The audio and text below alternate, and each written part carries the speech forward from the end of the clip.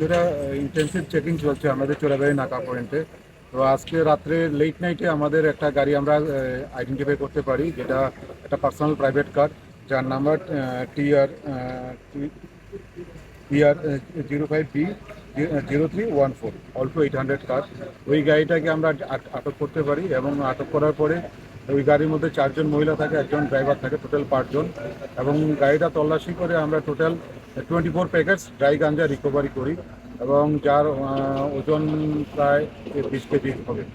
তো এরপরে আমরা জিজ্ঞাসাবাদে জানতে পারি ওরা আমবাসা বা এমন কোনো জায়গা থেকে তারা ইলিগালি আনে এবং সেটা বিহার নেওয়ার জন্য চলছিল প্রস্তুতি।